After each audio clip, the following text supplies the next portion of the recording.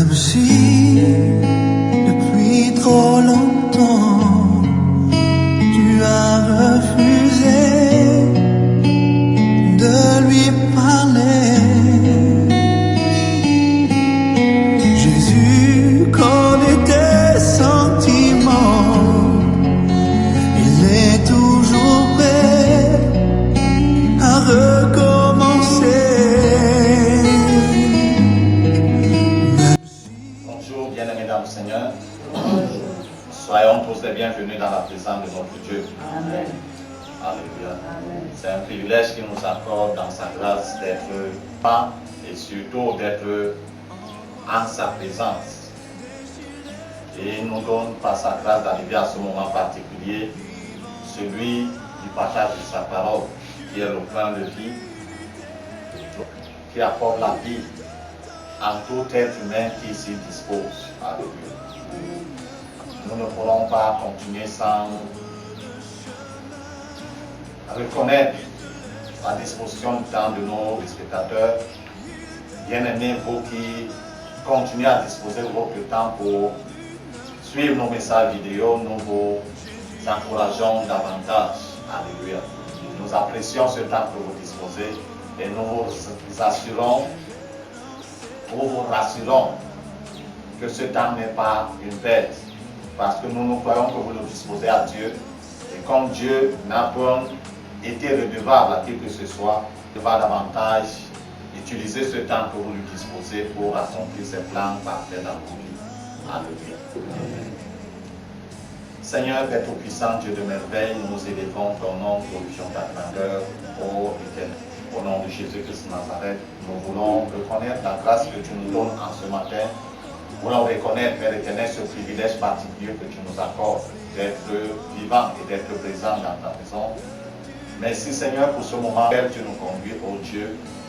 Seigneur, de voir bien encore dans ta grande bonté et ta miséricorde nous donner un cœur et des oreilles de disciples, afin que ta parole sortant, Seigneur, que nous puissions l'entendre tel que tu voudrais que nous l'entendions, puissions l'accueillir dans nos cœurs, la comprendre, surtout la garder, Seigneur, notre Dieu, précisément, afin de la mettre en pratique dans notre vie de chaque jour. Père éternel, toute chose est entre tes mains, et tout, Seigneur, notre Dieu, est soumis au Père éternel. Glorifie encore ton Saint-Nom, Dieu, dans nos vies, au Dieu de notre nous, au nom de Jésus-Christ de Nazareth. Amen. Amen. Si par la grâce du Seigneur, nous voulons poursuivre dans notre édification sur le thème dont nous avons abordé dernièrement, à savoir, sais-tu le prix de ton âme? C'est une question que le Seigneur nous pose. Alléluia. Et il faut que chacun nous y réponde. Parce qu'il est très triste de constater cette légèreté et voire même cette indifférence manifeste des êtres humains, particulièrement en ces temps de la fin, où le message de Dieu, ou le message de l'évangile qui concerne bien entendu les êtres humains. Alléluia. Ce message ne concerne pas les anges, ils n'en ont pas besoin. Ils ont péché un jour. Alléluia. Ceux qui ont péché ont été condamnés directement. Il n'y a pas eu de rattrapage, il n'y a pas eu de rémission, de pardon pour eux. Alléluia. L'être humain a péché. En fait, il a trahi Dieu. Mais Dieu, dans sa grande miséricorde, lui donne, comme on peut dire, une seconde chance. Et même cette seconde chance, les êtres humains sont en train de faire quoi? De la bafouer. Donc nous avons vu dernièrement, nous avons dit que ce message avait trois faces, aux trois directions. Il se dirigeait premièrement, comme nous l'avons vu, à celui-là qui a entendu et entend encore le message. Il fait la sourde oreille, il fait même l'indifférence, que ce message ne le concerne pas. En effet, le moment va venir où cette personne aura besoin d'entendre ce message, mais il n'y aura plus de prédicateur. Alléluia.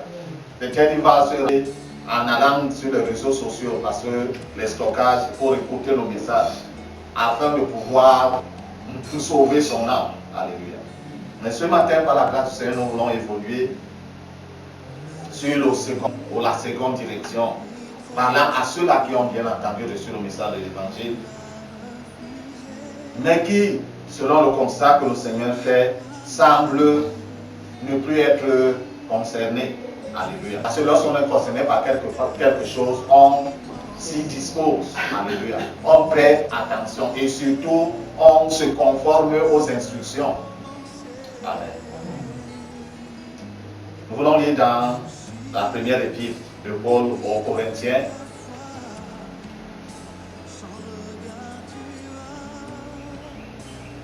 Un Corinthiens au chapitre 6.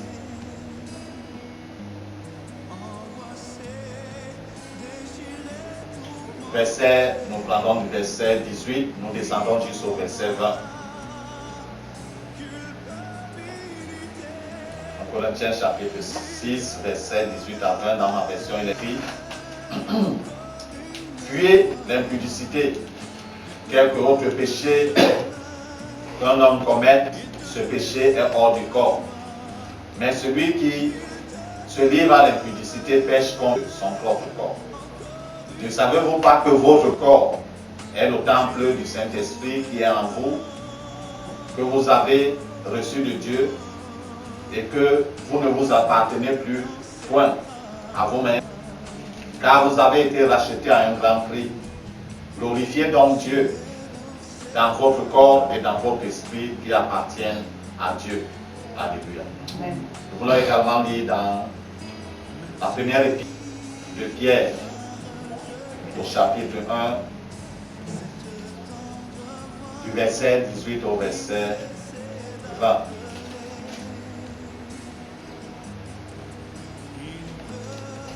1 Pierre chapitre 1, verset 18 au verset 20.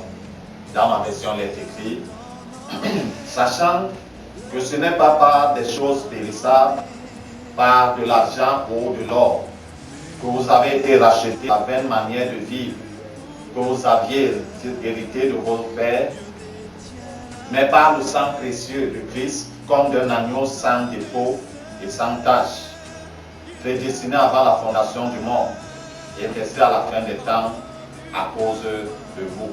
Alléluia. Comme je disais tantôt, le message de l'évangile qui s'adresse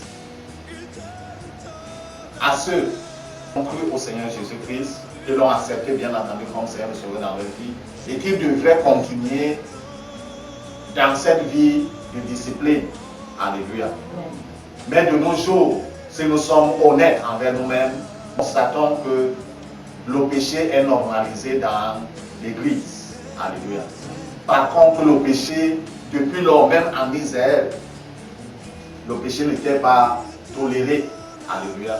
Lorsque l'homme péchait, Dieu frappait instantanément. Donc, de nos jours, comme nous sommes sous la grâce, alléluia, nous sommes ensemble.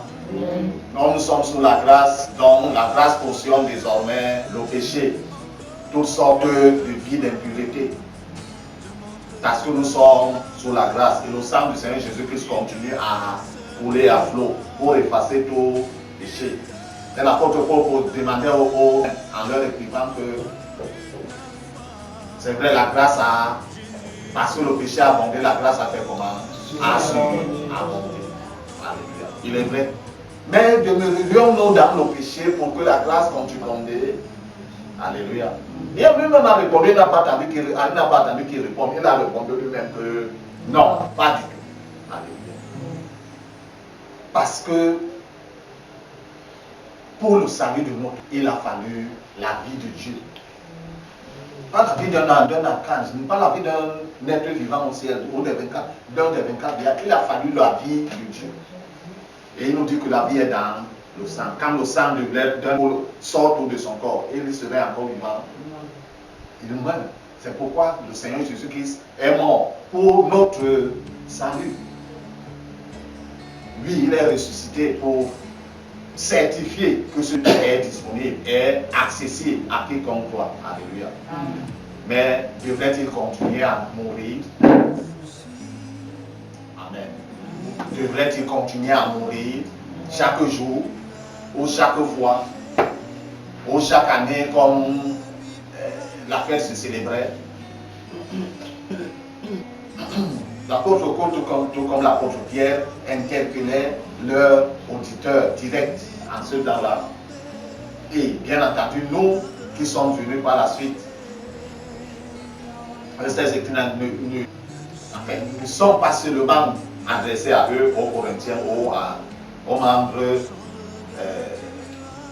aux chrétiens à qui l'apôtre Pierre écrivait, mais cela s'adresse également à nous. Si et seulement si nous avons cru au Seigneur, engagé avec lui. Alléluia. Plus haut, quand on remonte dans cet épître, ou dans ce chapitre 6 de la première épître aux Corinthiens, plus haut, verset 12, il dit que tout m'est permis, mais tout, même si tout m'est permis, je ne vais pas me laisser asservir par quoi que ce soit. Je ne vais pas accepter de devenir esclave de quoi que ce soit. Parce que je suis déjà esclave de quelqu'un, n'est-ce pas? Je suis déjà devenu, en m'engageant avec le Seigneur Jésus, j'ai accepté de devenir son esclave. Maintenant que je suis avec le Seigneur Jésus-Christ et je accepte encore d'être esclave de quelque chose d'autre, pour lequel il m'a affranchi. Alléluia. Du péché en Plus bas, il continue, il dit que fuyez l'impudicité. Il ne s'agit pas juste de l'impudicité, mais de tout ce que Dieu considère comme étant péché. Nous devons fuir. Ce qu'il a dit, il a dit résister au diable. Mais par rapport au péché, il a dit quoi? Oui. Si Joseph n'avait pas fui, on devait venir le retrouver. Et on aurait confirmé qu'il voulait violer la femme de... Mais il a fui. Il a laissé même sa robe. Parce qu'il fuyait l'Église. Alléluia. Mais de nos jours, fuit-on encore le péché? Puisqu'il est devenu normalisé dans l'Église. Le pasteur est devenu polygame, alors qu'il a signé dans l'acte de mariage monogamie. Sa femme, c'est la femme du ministère. Quand il quitte la ville, c'est pour aller dans... Il y a une autre femme qui l'accompagne. Quand il quitte la ville, pour aller dans une autre région, il y a une autre femme encore qui l'accompagne. Quand il sort même, il sort du pays, il y a une autre femme là-bas qui l'accompagne. Et l'ancien va faire comment? La même chose. Les autres fidèles, la même chose. Puisque dans la chorale, on se discute que non, la nuit dernière, c'est avec toi qu'il a couché. La nuit, c'est mon tour. Comme Léa discutait avec Rachel. En fait, ils étaient épouses. En ce temps-là, Dieu tolérait encore la polygamie. Mais Christ est venu nous montrer le modèle parfait. A-t-il deux épouses? Alléluia. Non, le dit que non, la fois dernière, la nuit dernière, c'était toi. Maintenant, c'est dans son tour, l'autre va lui dire que non, c'est pas deux fois. Donc tu dis c'était l'autre jour, laisse-moi aussi mon tour. Et c'est normalisé. Le mensonge est devenu, comment dire, canonisé. On a le portable, donc le portable, depuis que le portable est venu, le mensonge, le portable ment. Il répond aux appels lui-même. Qui décroche? Les lettres humaines, non. Et c'est l'être humain qui commence à débiter les... C'est-à-dire, dans l'église, c'est donc pour qui le Seigneur Jésus-Christ est mort, nous sommes engagés avec lui. Mais c'est peu qu'entre temps, on a encore repris notre vie en main pour vivre notre vie. Mais son sang a coulé. Alléluia. Il nous dit que nous ne nous appartenons plus nous-mêmes. Parce que nous avons été rachetés à grand prix. Au prix du sang de l'agneau de Dieu. Au prix du sang de Dieu, pour dire vrai. Et Pierre, toujours, quand il parle, un peu plus haut, si on remonte, invitant ses auditeurs à, comment dire, à bien ouvrir leur entendement, à bien se disposer pour bien comprendre. Tel que Dieu appelait le peuple d'Israël en ce temps, il appelle tout cela avec qui il nous fait adresser que lui, il est saint. Que nous également, nous sommes saints dans toute notre conduite. Parce que nous sommes juste pèlerins sur cette terre, la terre. Même si tu vis 200 ans, un jour tu vas mourir, non? Et l'éternité, c'est sans fin.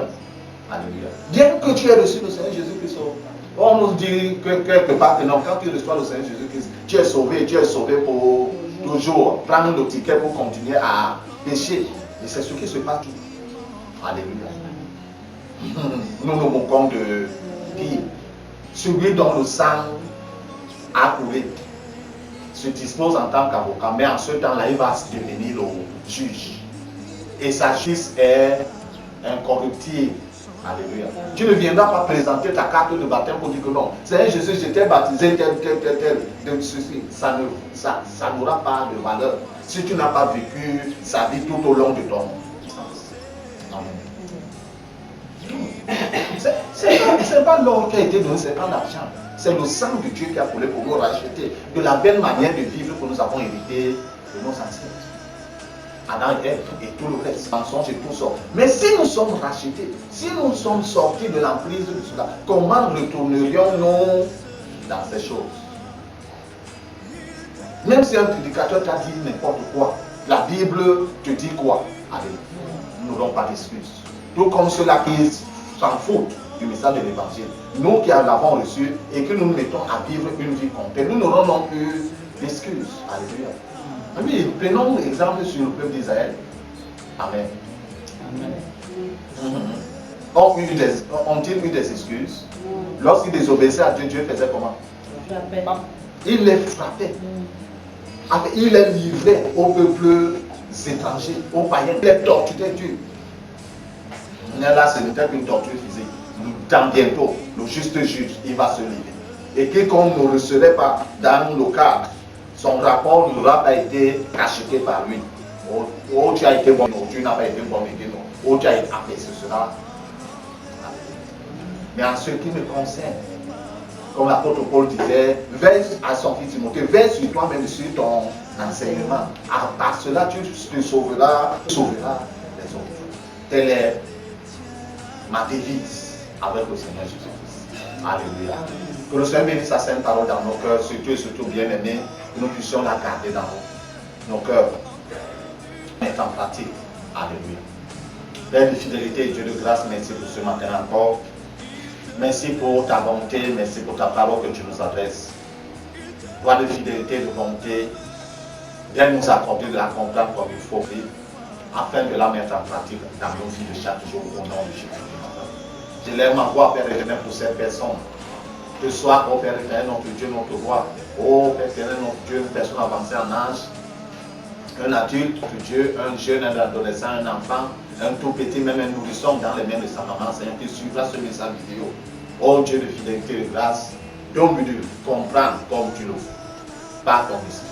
Et pendant ces minutes, Seigneur Dieu, que la personne là, Yahweh, oh Roi éternel, au nom de Jésus-Christ de Nazareth, visite également sa vie de manière particulière au nom de Jésus de Nazareth. Au-delà de ses attentes et de ses estimations, mais de manière parfaite comme tu le sais faire, Seigneur notre Dieu, au nom de Jésus-Christ. Tu connais, ô Père éternel, notre Dieu, parfaitement l'agenda de ton adversaire comme la vie de chaque être humain. Et comme cette personne s'y disposera, Père éternel, notre Dieu, fouille notre Dieu, notre roi, tout Seigneur Dieu sa vie, afin Seigneur notre Dieu d'arrêter tout ce qui à engager contre sa vie, ces projets de destruction, Seigneur, car toi tu nous dis, oh, il ne vient que pour voler, pour égorger et détruire. Quel que soit l'aspect, Seigneur notre Dieu, de la vie de cette personne, ou ce chantier, Seigneur Dieu, pas de vol, oh Seigneur Dieu, pas d'égorgement, il n'a pas été engagé. Seigneur notre roi, toi qui es le bon berger, fais, oh Père, un arrêt de chantier. Démolir, Seigneur notre Dieu, ce chantier. Renverse tout, Père éternel, afin, Seigneur notre Dieu, d'engager le chantier, Père éternel, de la vie. Père de gloire, de construction, Seigneur notre Dieu, au nom de Jésus de Nazareth. Merci, Père Tout-Puissant, parce que tu es fidèle. Sois élevé, honoré, au nom de Jésus-Christ de Nazareth. Amen.